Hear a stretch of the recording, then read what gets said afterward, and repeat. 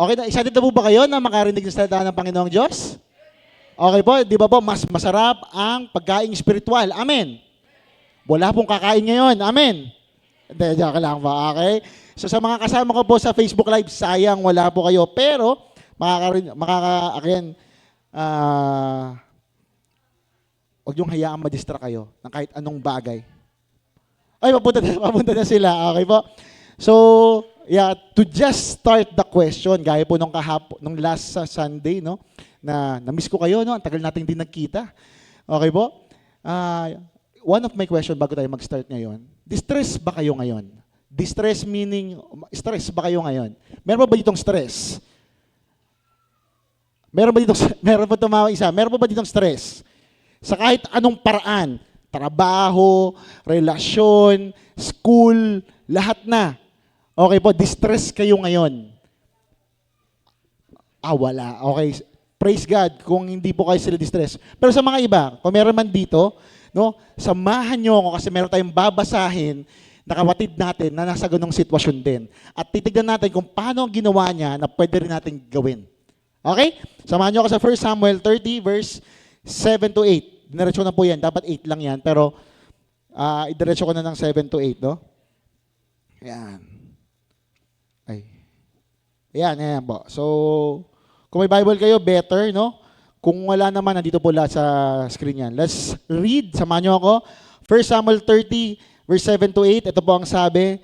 Then David said to Abiathar, the priest, Ahimelech's son, please bring the ephod here to me. And Abiathar brought the ephod to David. Verse 8. So David inquired of the Lord, saying, shall I pursue this troop?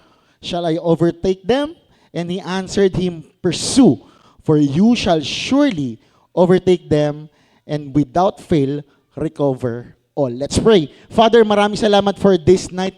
Lord God, thank you for another time of opportunity, another day, another night for us to hear your word. Father, dalangin ko pa, Panginoon, na mag-make sense sa amin lahat, Panginoon, ng sinabi niyo sa inyong Biblia at may apply namin sa aming mga buhay. Father, may we encounter you once again this evening, Father. At hindi na kami aalis sa oras na to, sa lugar na to, Panginoon, na wala kaming dala this evening. Father, may you restore, remind us, Father, of everything you want us to hear for this evening. Panginoon, gamitin niyo ako, Panginoon, bilang vessel, Panginoon, kayo lang po mapurihan. Sa pangalan ni Jesus, lahat ay magsabi ng Amen! Palakpakan mo ng Lord!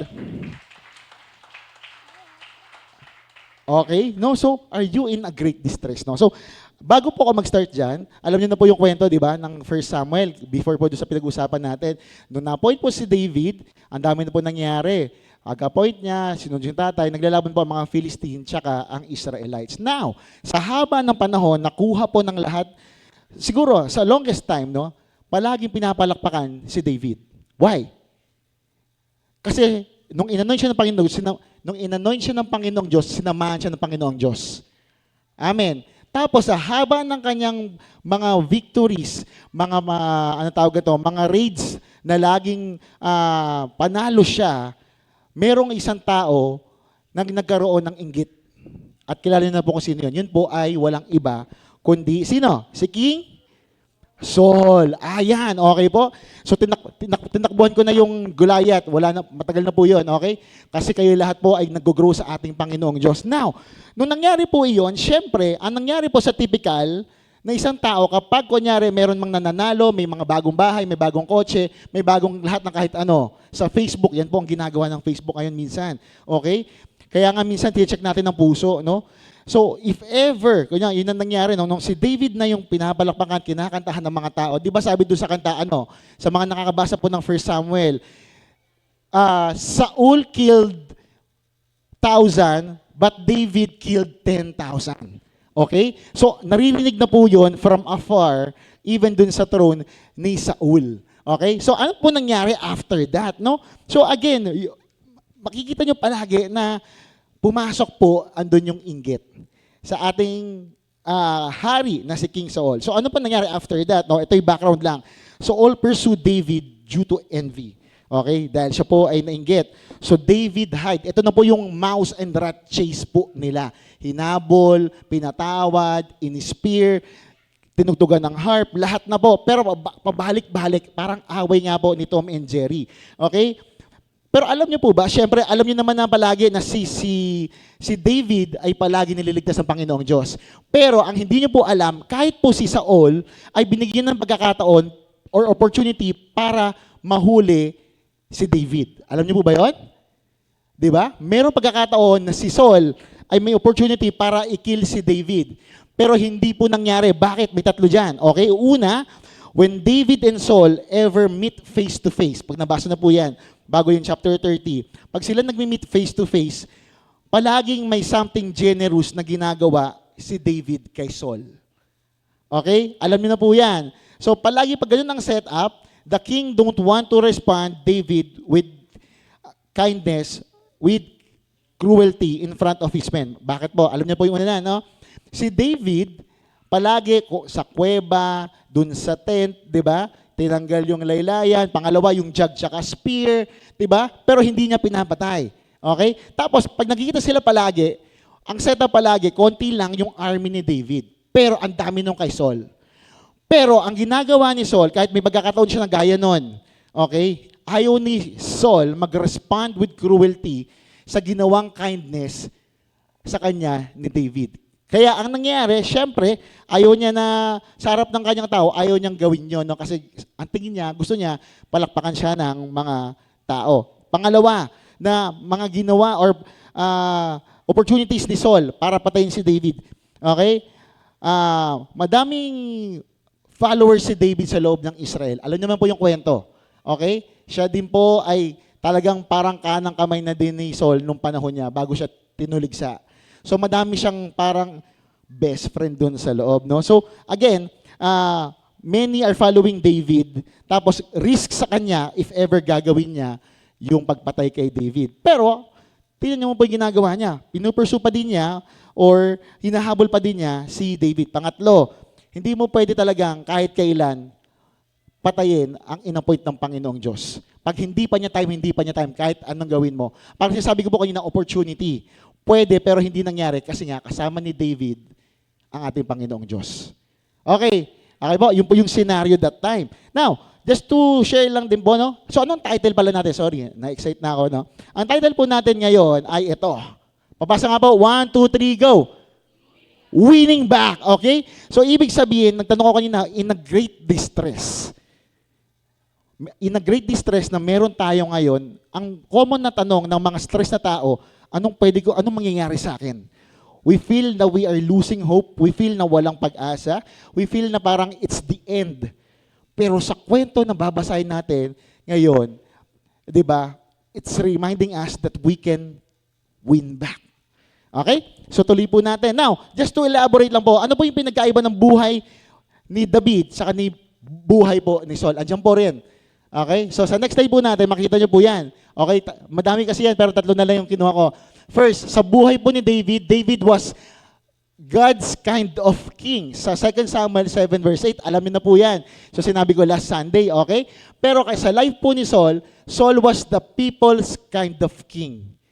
Ang pumili po, majority, okay, doon sa posisyon, gusto ng tao na magkaroon ng hari. Kaya po nangyari yung kay Saul. Pangalawa, sa life naman David was a man after God's own heart.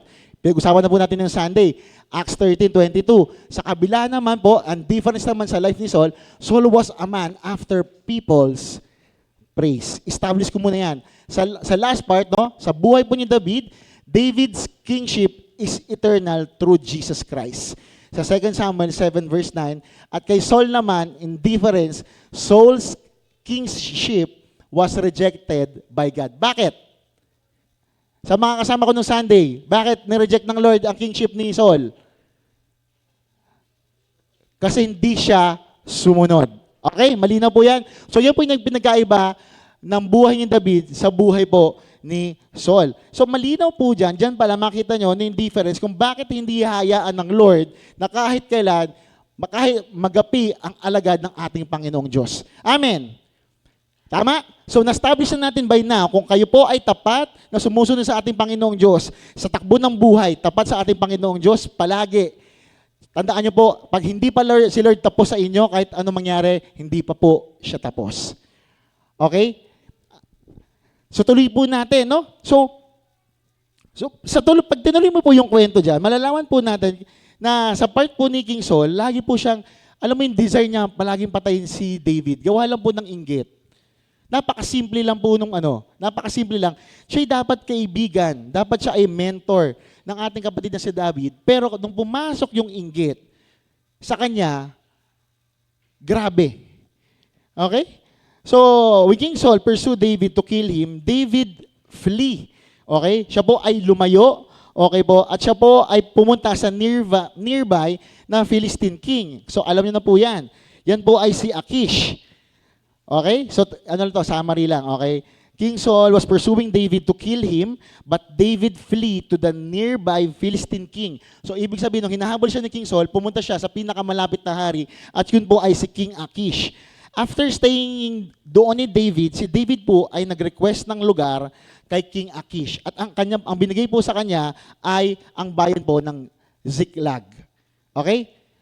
Okay? So kakatakbo po ni David, nakita niya si King Achish. Pagkatapos po nun, doon siya kumuha ng shelter or protection sa kanya. After nun, sometime, nung nag-gain na niya yung, anong tawag ito, kasi mahilig si King Achish na kumuha ng mga refugee na magiging katulong din niya sa paglaban sa war sa Philistine. Pero ang pinuntahan po niya, kalaban po ng mga Israelites. That is the Philistine. Okay? So nandun na, humingi siya ng lugar, yun po yung Ziklag. Okay? Sa panahon po nito, to establish lang itong background po natin, Ziklag was the stronghold of David sa wilderness. Yun po yung kanyang parang base, kampo. Okay? So now, nung nangyari po yun, no? Anong tawagan yan? Nung nandun na, nakaset up na si David sa Ziklag, when King Achish prepare a battle with Saul. So, okay na, no? Na-set up na. Si David nasa Ziklag na, nasa boundaries na siya ni King Achish. Ngayon, pumasok na po yung isang scenario na kung saan maglalaban na ulit ang Philistine tsaka ang Israelites. Lagi naman ganun yung laban eh. Okay? So, nung nangyari po yun, nung mag-set up na yung ganun, si David mismo nag-offer ng help kay King Achish. Sabi niya, pwede ba akong sumama? Can I join you in this battle?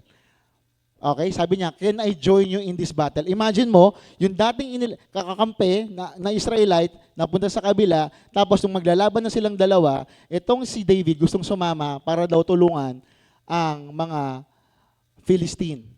Okay, na-establish ko na po ba itong history? Okay, pero sadly, hindi po inalaw ng Panginoon Diyos. Why? Okay, yung mga commander po ng Philistine, ayaw po nilang lumaban kasama ang kanilang commander nung kabila. Okay? So, ibig sabihin, pag binasa nyo po yan, ayaw po ng mga commander ni Achish na sumama si David doon sa battle. Kasi baka mamaya, habang lumalaban sila, habang nasa likod si David, pagsasaksakin niya. Okay? Okay, so ibig sabihin, hindi siya pinayagan ng mga commander, pero kay King Achish, okay lang. Kasi nga, na-establish na niya yung kanyang relasyon. Pero for the rest, na mga hindi kilala si David, ayaw nila. Okay? So, ano nangyari doon? Okay, so he sent David, pati yung kanyang men, yung 600, pabalik po ng bayan ng Ziklag. Okay, na-establish ko na po ito, okay? Tapos doon na tayo tatalon sa next verse na babasahin po natin. Okay, sa next slide po natin, ito po yung story na gusto kong sabihin sa inyo. Okay, sa next slide po natin, 1 Samuel 30, verse 1 to 2. Samahan niyo ba akong babasahin? 1, 2, 3, go! Now it happened when David and his men came back from Ziklag, on the third day, okay, the Amalekites had invaded the south and the Ziklag, attacked Ziklag and burned it with fire. Verse 2, and had taken captive the men and those who were there. From small to great, they did not kill anyone but carried them away and went their way. Okay? So, ibig sabihin po, after nung pinabalik na po si David, galing dun sa ayaw nang tanggapin, dun sa laban ng Philistine, bumalik po sila. Okay? Pero nung pagbalik nila, kasi 3 days po yung pabalik eh. Okay? Nung 3 days na pabalik, etong sila David, ano pong naabutan nila? Yung kanilang bayan, yung kanilang fortress, yung Ziklag, ay inatake po ng mga Amalekites. Sinamantala nila na wala doon yung mga troops or sila David doon sa base. Okay? So ano nangyari? Ziklag was attacked. Okay? Ano pa nangyari? Hindi lang po in-attack. Burn with fire. Sunog lahat. At lahat po ng mga babae, pati mga bata, lahat ng tao doon, ay dinala ng mga Amalekites. Okay? Who from there, from small to great, pero wala silang pinatay, wala silang nakita doon patay, okay? But carry them away at sinama po nila kung saan pupuntahan po yung Amalekites. Now, pansinin nyo lang po, now it happened. Okay? Yung now it happened po niyan, just to share lang po sa inyo, sa next slide po natin, now it happened. So, ibig sabihin, God allows it to happen because He has a purpose for our lives. Kahit po sa inyo. Sa panahon po ni David, okay, inalaw po ng Panginoong Diyos na yung fortress na Siklag, na kanyang feeling niyang comfort zone niya, hinayaan ng Lord na maatake. Amen. Imagine mo from a commander na palaging win sa battle, tapos tinutulig sa ng kanya dapat mentor, tapos pag putok po ng bola, nangyari po ito. Okay? Nung hindi nababantayan yung base, inatake po sila ng Amalekites. Ano kaya mararamdaman mo kapag yung bahay mo, pagbalik mo, sunog na, walang natira? Tapos hindi mo alam kung nasan yung mga pamilya mong naiwan mo doon. How would you feel? How would you feel? Distress. Okay? So, ang unang tanong talaga diyang lalabas sa atin, bakit nangyari yon? Ang sagot po natin dyan, God allow it to happen because He has a purpose in our lives. Now, kung meron po kayong mga stress right now, okay, lahat po tayo meron. Okay po, kahit din po ako hindi exempted dyan, ako din po ay stress. Pero sabi ko nga lang po, ito pa nga isa sa pinakamahirap, no? When you are preaching something na kahit ikaw, yun din ang pinagdadaanan mo. Alam mo ang laban ko sa Panginoong Diyos, parang Joshua, Lord, ito rin yung pinagdadaanan ko ngayon eh. 'Di ba? Ang hirap tumayo talaga if you are in the middle of the battle. But you are reminded that what you preach is the same way na tituro sa'yo ng Panginoong Diyos. Amen. So lahat tayo magkakasama dito. Amen. Lahat tayo stress. Pero buti na lang, sabi nga po dito, it's a reminder for every one of us that God allows it to happen. Okay? So, bumabalik nga ako. Actually, bukod sa stress ko, no? Kasi naghanap ako ng example for myself. Eh. Sabi ko, Lord, ano ba bukod sa sitwasyon ko, no? Kunyari, yung kay Pastor Boy na lang. Bakit inalaw, yung kay Pastor Boy, nababangga siya? Mangyari yung aksidente. Nakita nyo ba? Kahit sige, Pastor Boy magtatanong eh. Pero hindi nakasama si Tita Christine. Wala nabanggang kahit sino. Puro lang kotse yung nabangga. Walang tao. Pero mapapatanong ka din eh. Why God allow it to Pastor Boy? Tapos balik ko dahil sa lahat sa mga personal yung pinagdadaanan right now. Bakit lahat kayo may mga distress in your own terms, in your own season in life? Isa lang po yung sagot. God allow it to happen. Bakit? Because He has a purpose for our lives. Bakit yung mga sin na unravel ngayon sa light? Bakit yung mga tinatago nyo ngayon lumabas sa liwanag? Diba? So, ibig sabihin, may purpose ang Lord kung bakit lahat to nangyari sa atin. Bakit may mga nararamdaman na makakatago na, bigla nang manaungkat? Bakit ngayon may nakikialam na? Bakit ngayon parang ang daming gustong, Lord, ang daming gustong sumaksak sa akin, parang ganyan. Diba? God has a purpose for everything. Bakit ako ngayon, ang dami kong problema, Lord, ba't mo ito ginagawa sa akin? Again, God has a purpose for that one. And God allow it to happen. Kung nangyari ito kay David, malamang sa malamang, kung ikaw ay tapat ng Diyos, gaya ni David, at maganda matake nyo to as that. No? Nakikialam ang Lord sa mga buhay ng mga anak niya. Amen. And that allow it to happen because may purpose siya. Okay? May purpose ang ating Panginoong Diyos for that to happen. Now, tuloy ko po. Okay, tuloy ko to. David's distress. Ano nangyari? Okay, at ito yung lahat tayo. Okay, lahat po tayo ay nagkaroon ng sakuna. O tuloy ba sa next verse? So, basahin ko na lang po. Okay? O sige, sasama tayo. 1, 2, 3, go. So, David and his men, basa po.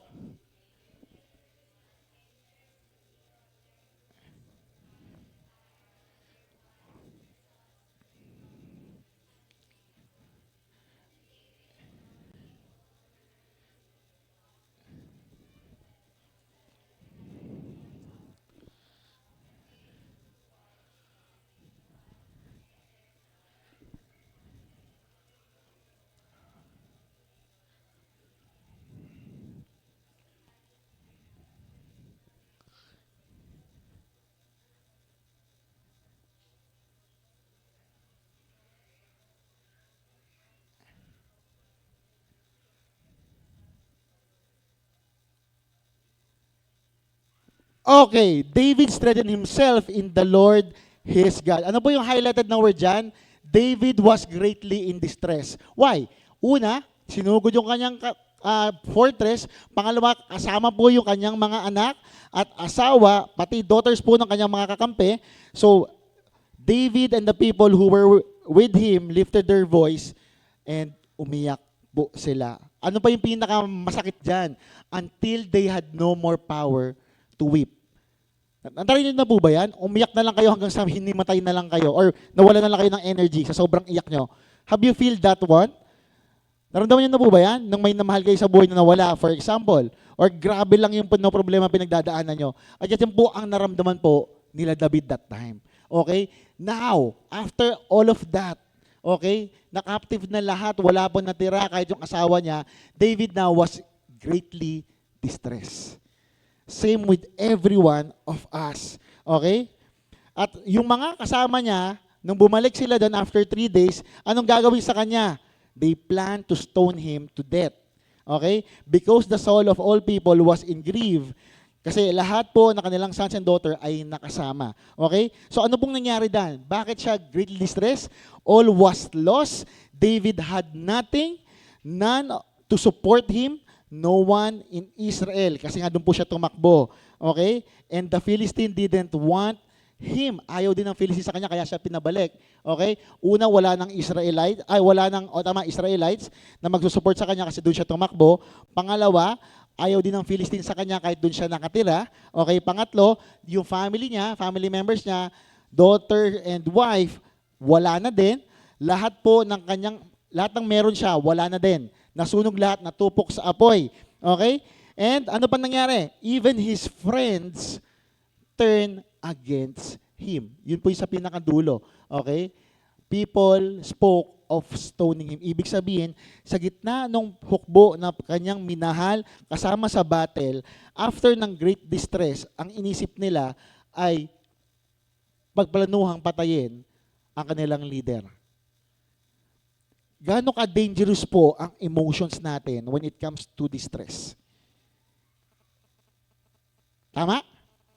For this setup kay David, kahit po sa ating lahat, just imagine what can you do? What can someone do if you are in a great distress? Pero nakakatuwa po kasi bago matapos yung 3 verse 6, pabalik nga po ako sa last verse, okay? Ano po nangyari dan? But, merong but. Okay, buti na lang may word na but. Ito sa pinakadulo, okay? But David, sa gitna ng kanyang kapigitayan, sa gitna ng kanyang pagbagsak, sa gitna ng kanyang distress, having everything was gone to wala sa kanya, David strengthened himself. Okay, pinilit niya maging malakas para hanapin ang ating Panginoon Diyos. Strengthened himself in the Lord his God. Okay? So, sino pa ba makikita niyo po na ganyan din ang setup sa Bible? Siguro ang pinaka-best po natin yung next slide po natin. Okay? Si Job. Okay? Kahit si Job, nung lahat po ay nangyari na sa kanya, ano po nangyari? Sabi niya, look, I go forward but he is not there sa ating Panginoong Diyos, and backward but I cannot perceive him. When he works on left hand, I cannot behold him. When he turns to the right hand, I cannot see him. Sa kay Job, by that time, sa verse po na yan, talagang nawalan siya ng pag-asa kasi si God, feeling niya ang layo-layo ng ating Panginoon Diyos sa kanya. Siya lang naman yung hinawakan ni Job by that time. Alam niyo po yung kwento niya, di ba? So, one of the things na pwede mong i-equate sa nararamdaman that time, sa chapter na binabasa po natin, yung sitwasyon po ni Job sa kanya. Okay? So, grabe po ang distress ni Job diyan sa mga nakabasa na rin po ng kanyang buhay. Okay? Now, pag tinuloy po natin yan, ano po nangyari dyan? Sige, tuloy natin basahin, no? Tuloy po natin sa next verse. After ng great distress, 7 to 8, at dito na, ito po yung aking key verse. Mabilis lang po tayo. Then David said to Abiathar the priest. Ano pong sabi niya? After nung nag-strengthen siya, lumabay siya sa Lord, tinawag niya yung priest si Abiathar. Okay po, Ahimelech's son. Sabi niya, please bring the ephod. Ito yung normal na ginagamit natin, okay? Sa panahon nila, nadadalhin pagka papupunta po sa ating Panginoong Diyos. Please bring me the ephod here to me. And Abiathar brought the ephod to David. Tapos sabi niya sa verse 8, okay? So David inquired of the Lord. Ayan, dyan muna ako magstay, okay? Sa gitna ng distress, sa gitna ng nawala ng lahat, sa gitna ng nawala yung family members, in-stone ka ng lahat, ikaw na lang yung mag-isa, ang ginawa niya, ginather niya yung huli niyang lakas para lumapit sa ating Panginoong Diyos. Okay? He inquire sa ating Panginoong Diyos. Okay? So, just to share din po sa inyo, no? Babalik din tayo dyan. So, ano pong ibig sabihin ng inquire? Okay? So, ito po ay pinag-aaralan namin last Sunday. Sa mga kapatid po ng leadership, okay po? Ang inquire sa Hebrew po ay, ano po yan, babasa ko, sha'al. Okay po? Ibig sabihin, to ask. Tapos, ito yung maganda. Alam niyo po yung root word po nung sha'al or nung inquire? Ito po yung name po ni Saul. Okay? The name of Saul was derived from this root word meaning to ask for. Tandaan niyo po ba kung bakit na-appoint si Saul bilang king? Kasi po naghahanap po ang mga tao ng hari. Okay? They ask, okay, for a king. Tapos doon po nanggaling yan, sha'al. Okay? So anong nangyari po dan, sa difference po ni David tsaka ni Saul, isa sa malaking difference nila, si David palagi siya nag-i-inquire sa Panginoong Diyos. Sa gitna ng distress, sa gitna ng victory, sa gitna ng kahit anong pinagdadaanan niya, si David po palagi nag-i-inquire sa ating Panginoong Diyos. Pero si Saul, na dyan pagaling yung root word, yung sha'al, okay po, napaka-limit po ni Saul mag-ask sa Panginoong Diyos. Pero alam nyo, nag-ask din siya sa Panginoong Diyos, pero huli na. Okay? Si God nag-decide na hindi na sumagot kay Saul. It's too late. Okay? It's too late na for him to ask sa Panginoong Diyos, while si David, sa lahat ng pagkakataon, lagi siyang lumalapit sa ating Panginoong Diyos. Okay? So ito po, sinare ko din po to sa GC namin. Sa next slide po natin. Okay? Nung nangyari po yung raid ng Amalekite sa kanyang fortress, ang una pong ginawa ni David, doon sa binasa po natin, he first chase or ask ang ating Panginoong Diyos. Kung ikaw sinugod yung bahay mo, sinunog yung bahay mo, tapos dumating ka actual na sumusunog, may apoy, ang unang respond po ng isa sigurong nasunugan ay habulin kung sino man yung sumunog or nagnakaw sa isang area. Pero ang ginawa po ni David ay iba. Okay? David first chased God before he chased yung band of raiders, yung mga Amalekites. Where you are in a great distress, if everything, lahat na nag-fall down, lahat po tayo nahihirapan, lahat po tayo stress. Ang una pong ginawa ni David sa gitna po nito ay lumapit muna at nag-ask, nag-inquire sa ating Panginoong Diyos. Bago niya hinabol yung mga kumuha ng asawa niya at sumunog ng lahat ng meron siya. Amen. Dapat, wala na pong iba. Okay po? So simple lang naman po isang reminder sa atin right now. When you are in a great distress sa kahit anong form, sabi ko po sa inyo, the first thing we should do, gaya po ni David, is ask and inquire sa ating Panginoong Diyos. Amen. Sa kahit anong paraan, wala na pong iba, kundi hanapin at unahin pong isik ang ating Panginoong Diyos bago po i-chase yung mga band of raiders.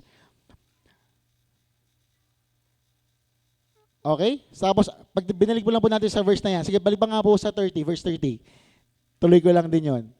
Sa, ano bang slide to? 9, sa slide 9 po. Balik tayo 2 backwards. Okay? So sabi lang dito, so David inquired to the Lord saying, nagtanong siya.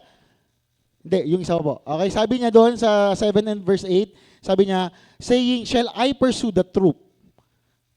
Shall I overtake them? Alam mo, sumagot po ang Panginoong Diyos sa kanya sa verse 7 and 8, okay? Ayan, no? Shall I overtake them, no? So, and God answered, pursue, habulin mo sila, for you shall surely overtake them, and without fail, recover all. Okay? When we are in a great distress, we ask God, and then after po tayo maghumingi ng katanungan, okay, anong gagawin sa ating Panginoong Diyos? After we pray sa ating Panginoong Diyos, you wait for God to respond. Amen. Lahat na nararamdaman mo, iwan mo sa ating Panginoong Diyos and wait for God to respond. Dito lang sa case niya, sumagot agad ng Panginoong Diyos. Okay? Sabi lang niya, go, habulin mo sila, and shall overtake them. O, tingnan niyo po ito ha, hindi siya nag-decide on his own. Kilala niyo po ba si David? Siya po ay commander. Ibig sabihin, pag may sumalakay, anong next na respond? Sanay siya sa war. Sanay siyang pumatay. At pag pumunta siya sa isang location na kanyang sasakupan, wala pong natitira. Okay? Yun ang kanyang natural na ginagawa. Pero sa panahon po nito, again, we are reminded, tingnan mo yung puso ni David, iba. Okay? Pag walang go signal ang Panginoong Diyos, hindi siya tumutuloy. Why? Alam niya yung battle, palagi napapanalo pag kasama niya ang Panginoong Diyos. Amen. Now, tanong ko, paano malaman pag kasama ang Panginoong Diyos sa battle niya palagi? How would you know? Okay? How would you know? Diba? It will not just bring peace when you do such thing. Okay?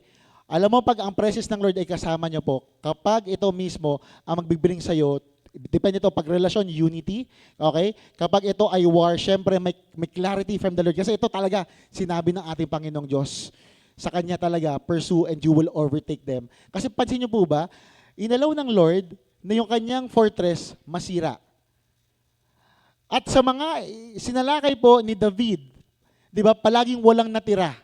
Bakit ganyan yung Amalekite? So sinugod siya, walang pinatay kahit isa. Kasi inalaw ng Panginoong Diyos, kasi may purpose siya. Okay? Pero dito makikita niyo po palagi, na nung inalaw ng Lord yun, wala siyang pinatay kahit isa dun sa mga anak, at dun sa mga daughters din po, ng mga kakampi niya. Walang namatay, pero nasunog lang lahat ng ari-arian. Pansin niyo po ba, kung gaano yung mercy ng Panginoong Diyos kay David. Pero inalaw niya na masunog or maatake yung fortress niya. Pansin niyo po ba? Di ba? Pero sabi ng Panginoon, you shall pursue the troop and you shall overtake them. Okay? And he answered, pursue them, for you surely overtake them and without fail, recover all. So ang tanong ko doon, paano mo ma-recover lahat yon? Nasunog na nga eh. Okay? So ibig sabihin, andun yung assurance na hindi papatay ang kanyang anak at kanyang asawa. Even yung daughters po, nung 600 na kasama niyang troops. Pero, mapapatanong ka rin eh. Kasi kilala si David by that time na talagang walang tinira kahit isa kasi yun ang utos ng Panginoong Diyos. Di ba in response sa mga hindi kilala ang Lord, papatay din yan in revenge. Pero hindi dito. Kaya alam mo that God is moving dun sa pagsalakay sa fortress po ng Ziklag kay David. God is moving. God allow it to happen. God allow you to be distressed. Okay? God allow you to be, ano ba ngayon, ma-shake. Okay, ma-shake konti yung pwede ba ito sabihin yung mga funds nyo, okay, tayong lahat, no? Yung mga clients parang iba ngayon, tapos sa workplace parang nagkakagulo kayong lahat, okay? O yung iba dito, for example, sa relasyon nyo, sa families, or sa labas, di ba, medyo nasi-shaken, okay? God allow it to happen for God to show His grace and mercy sa mga buhay po natin. Amen. So okay lang po ba kang galawin ng Lord konti ang mga buhay po natin? Wala po kayong choice. Okay? Mas okay na pong pinapakalaman ng Lord kaysa hindi niya pinapakalaman. Amen. Okay na ako dun. Diba? Ang hirap kasi kapag nakomportable. Alam mo, sabi ni Pastor Chito, sinabi ko dito na Sunday, ang pinaka nakakatakot na sitwasyon ng isang Kristiyano, matagal nang sumusunod sa Panginoon Diyos, ay buhay na komportable. Sabi sa amin yun, yung kumakain kami ni Pastor Boy doon sa San Pedro. Sabi niya sa akin, nagulat din ako nung nalaman ko, kapag ang isang Kristiyano na komportable na sa kanyang sitwasyon, ang dami po niyang nakakalimutan. Okay? So God move everything sa buhay po natin, not to break us, but to remember na yung God's grace ang nagsusustain sa bawat isa po sa atin. Amen! Di ba? Naalala ko si Kim, nung sumama ako sa men's nagkwento rin siya. Di ba? Si Ate She. Okay? Nakita niyo po yung mga changes na nangyari sa buhay po natin. Then after that, you decide to follow God. It's not force, but it train you to see that God's grace is sufficient sa buhay po natin. Diba? It moves us closer to God. Hindi farther.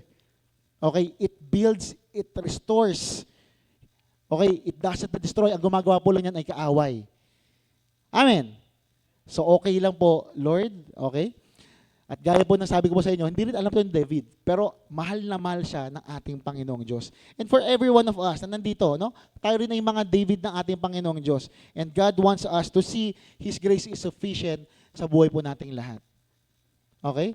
Alam ko minsan mahirap, pag malungkot, malayo mahal mo sa buhay, yung iba naman, ang daming problema, ang daming mga pag-aaway, pagtatalo, mga misunderstanding, miscommunication, or even yung sitwasyon po, aksidente, bakit ito inalaw ng Panginoong Diyos, hindi mo pa ito makita right now. Pero hindi lang nagbago yung pag-invest, yung shaal ni David sa ating Panginoong Diyos, na dapat din gawin natin lahat every time that we are in that situation. Okay?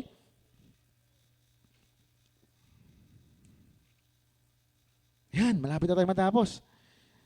Okay, so, ano ba yung sa next slide po natin? Sa 12, sorry, sa 12 na. Ayan, okay? So, anong dapat natin gawin lahat? When we are in a great distress or in any form of distress, inquire to God more often. Okay po? Often. Palagi. Okay? Inquire to God palagi. But kasi English pa yan, okay? Sorry. Kasi nga, yun nga po yung ano ko key verse ko, okay? Inquire to God always. Hindi lang one time. Okay sana kung si Lord sumagot agad. Amen. Eh hindi. Years and years. Okay? May dinidevelop sa atin. Mayroon ko na alala. Okay? Kapag ang isang bagay mabilis mo nakuha, tama. Mabilis mo rin makakalimutan or mabilis mo rin bibitawan. Pero pag isang bagay, through process nakuha mo, you value it so much. Amen. Okay? Diba? Pinag-ipunan mo yung maganda mong cellphone. Ngayon, grabe mo yung protection kasi nga bago. Okay? Meron ako nakita dyan kasi 'di ba may bago diyang may bago diyang sasakyan sa labas. Yan may cover palagi yan. Or doon yan sa labas nakapwesto. Bakit? Ayaw niyang madagtaan.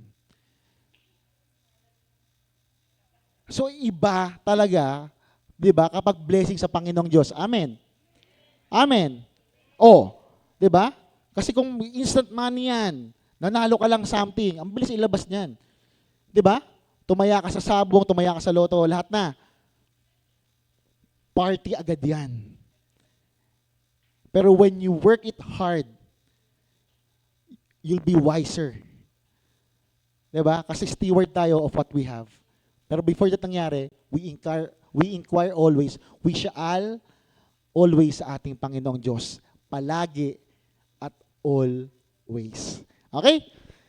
Now, so matatapos na tayo. Alam niyo po ba, so just to share lang din sa inyo, meron din po dyan ang ating Panginoon siya na nangyari. Before po, nung night before Jesus Christ was ipapako sa krus, i-crucify, He prayed dun sa Garden of Gethsemane po, nitong mga to. So just to share sa inyo, kahit ang Panginoong Diyos ay nasa under great agony or distress that time. Sabi sa verse 44 ng chapter 22 ng Luke, and being in an agony, okay pa, bago po yung crucifixion, ano ginawa po ng Panginoong Diyos? He prayed more earnestly. Okay? Then his sweat became like a great drops of blood falling down to the ground. Si Luke po ay kilala niyo bilang isang doktor. At yan po ang sitwasyon kung paano niya illustrate ang ating Panginoon Diyos in a great distress. Okay? So, pero, ang isang worth taking dyan sa setup na yan, sa gitna po ng kanyang agony, he prayed more sa ating Panginoong Diyos. May we all be like that in a great crisis or storm that we are facing right now. Okay? So, yung level po ng anguish or paghihirap po ng ating Panginoong Diyos, sinabi din po niya sa mga succeeding verse. Kasi, diyan pa lang, grabe na yan di ba? He prayed more earnestly. So, sa gospel po, merong dalawang verse din na nagde-describe ng sobra sa kanyang setup noong bago mangyari po yung crucifixion. Nandiyan po yan sa Matthew 26 and Mark 14. Ayan. Okay? Pares lang po yan sa kahit anong verse nyo po.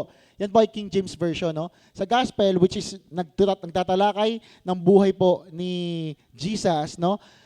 Ganyan po nila sinet up ang setup ng Panginoon Diyos in a great distress. Sinabi po ng ating Panginoon Diyos, no? He told them, sabi niya, my soul is crushed with grief to the point of death. So imagine nyo kapag ganyan na ang setup. Diba? Stay here and keep watch with me. Diyan pa lang po malalaman nyo kung ano yung anguish ng ating anong level ang anguish ng Panginoong Diyos doon sa setup po niya bago siya i-crucify. Pero, di ba, alam na po niya yung mangyayari sa kanya. Alam niya. Okay? Alam niya lahat yan. Okay? Pero again, just to show to us na kahit sa gitna ng great distress, ang Panginoong Diyos lumapit sa Diyos Ama. Kung ginawa ngayon ni Jesus, ginawa rin ni David, sure ako na dapat gawin po din natin lahat yon. Okay? Hindi ko po alam ang sitwasyon nyo sa buhay. Hindi ko po alam kung anong pinagdadaan nyo after ng church. Hindi ko po alam kung anong pinagdadaan, anong stress ang iniisip nyo pag malapit nang matapos yung service. At hindi nyo po yan maitatago sa Panginoong Diyos. Pero one thing is for sure, the more we inquire, the more the Lord hear and answer. Or isipin mga sabi pa nga po natin, hindi mo pa nga sinasabi, may sagot na ang ating Panginoong Diyos. Amen! Napakasaya po kayang malaman nun. Diba? Pero syempre, isi-shake nyo ng konti kasi nga masyado na tayong, ano tawag doon, yumayabang, kala mo, kaya mo na, okay, tatanggalin ng Lord yung mga certain parts ng buhay mo, alisin niya pa unti-unti, kasi nga, nagiging Diyos mo na yan, anak. Okay? Baka nakakalimutan mo na ako, dati, grabe ka mag-pray. Diba? Dati, kung magbasa ka, parang 2 hours. Ngayon, para akong para ka lang, anong tawag ganito, para ka nagluto ng pansit canton, 3 minutes na lang. Okay? Para lang makakomply, makapagbasa ng devotion, yun na lang. Diba? Pero dati, nung wala ka pa ng lahat, ako lang yung nilalapitan mo, grabe kayo lumapit sa Panginoong Diyos. Pero ang sarap lang po malaman, lalo po sa ating lahat, na even though you receive what you prayed for, you are still that David inquiring sa Panginoong Diyos. Yun lang naman ang gusto ng Panginoong Diyos eh. Gusto lang Lord, di ba yung 2 greatest commandment niya, siya lang wala ng iba, and then love your neighbor. Di ba? Anything na papalit doon sa pwesto niya, di ba? So, ano po nangyari after that, no? So, tuloy po natin, okay? So, after po nangyari niyan, ang ganda po ng kwento, no? After po ng distress, after mawala, nangako ang Panginoong Diyos na ibabalik ko sa iyo, habulin mo sila, pursue them, and you shall get everything na nawala sa iyo. So, ibig sabihin, nung sinabi ng Lord na pursue them, ibig sabihin sang Lord nagbigay ng task sa kanya. Na dapat si David, yun din ang gagawin. Pansin niyo po ba, ang nangyari, stress, nag-inquire, tapos may command ang Panginoong Diyos, at ang respond po ni David ay sumunod sa Panginoong Diyos. Imagine ito ganito, no? Na-stress ka, nag-pray ka sa Panginoong Diyos, sumagot ang Panginoong Diyos, tapos sa dulo, hindi mo susundin. Kita niyo po ba? Nag-pray ka sa Lord, tapos iba yung ginawa mo, yung gusto mo. Okay? Ang natural response po ni David dito, sa binasa po natin, may stress, may problema, nag-inquire, nag-pray sa Panginoon, nag-ask sa Panginoong Diyos, may command ng Panginoong Diyos, pursue them. After ng pursue them, anong next na ginawa? Si David sumunod. At ginawa po yun. Kahit imposible, kahit feeling mo hindi mo kaya, pag may command ng Panginoong Diyos na patawarin, i-restore, yakapin, love your enemy, gagawin po natin. Amen. Absolute po ang utos ng Panginoong Diyos. Kahit kailan hindi yan magbabago. Kinanta natin yan ng Sunday, unshakable. Wala si Ate Chona. Okay? Hello po Ate Chons. Spaghetti. Hindi, joke lang po. Okay, so, again, we are reminded by our God. Okay? To that setup. Pag ikaw nasa Panginoong Diyos, lagi po yung, pagbubuo. Yun nga, restoration. Sobrang saya po kaya sa piling ng Panginoong Diyos. Amen. Amen? Diba? Diba Kuya Arnold? Okay? Yun dapat dito ka pupunta, pero iba yung nangyari. Diba? Akala mo ito na yung plano ng Lord, pero iba yung gusto niya. Sometimes we choose our way. Kasi nahihiya or even tayo mismo nahihirapan gawin yung mga bagay na inutos ng Panginoong Diyos. Kasi po yan bumisan ng challenge ko personal sa akin eh. Pag mahirap yung isang bagay, mas lalo ko siyang gagawin. 'Di ba sabi ni David, ayaw niya na magkakos ng nating ang pagsunod niya sa ating Panginoong Diyos. Okay? Yung bibili niya yung property kung saan siya gagawing altar. 'Di ba? Doon ko nabasa, nagulat nga ako doon eh. Sinabi ko po yun kay wife eh. Sabi ko sa kanya, ito pala yung ayaw na, it cost me nothing. 'Di ba? Oo, yes, yes. Yeah, I want to offer something that cost me nothing. 'Di ba? So tayo din po ay ganyan sa ating Panginoong Diyos. Okay? Aga natin, grabe. Okay, makakain tayo ng mabilis ngayon Dapat tatagalan ko to eh. Para pagkatapos ito, uwi na lang po kayo. Okay, hindi, joke lang po. Okay, so again, after po niyan, sa next slide po natin, ano nangyari? Ito yung pinakamagandang part.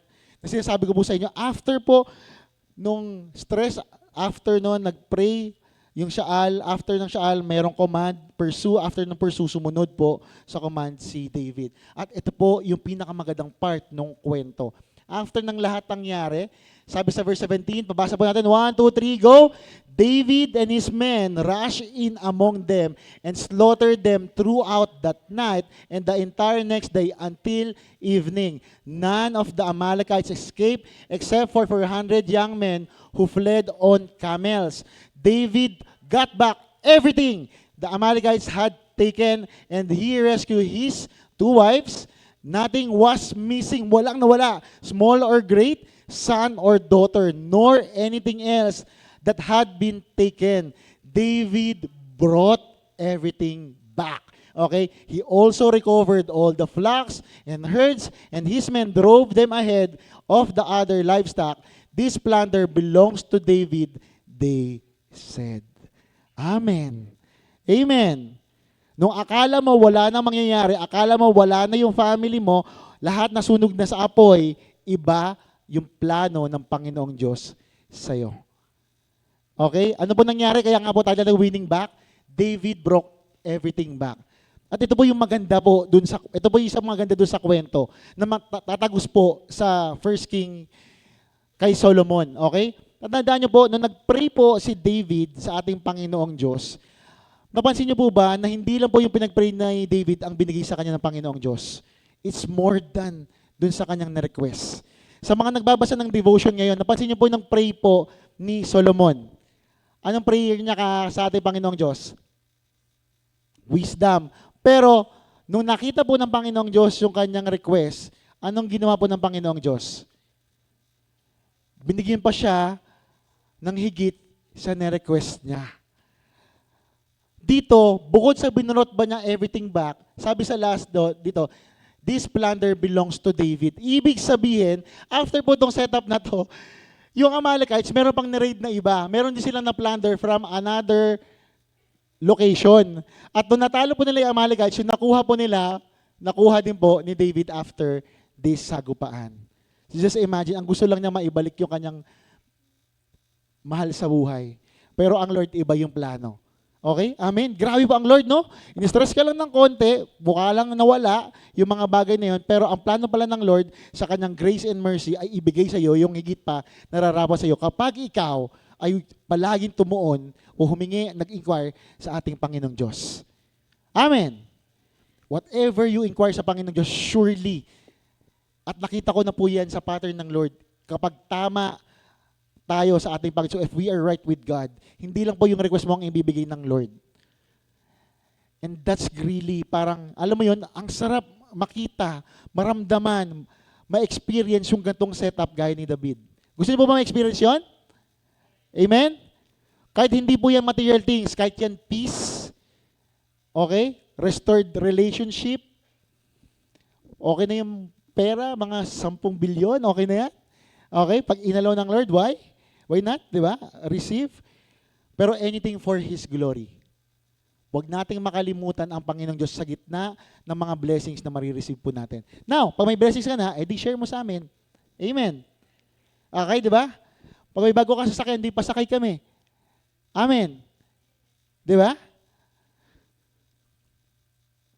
Pero grabe ang Panginoong Diyos. Di na lang masasabi ko. At ramdam po yun ng majority po sa ating lahat. Kung gaano kabuti ang Panginoong Diyos. Amen.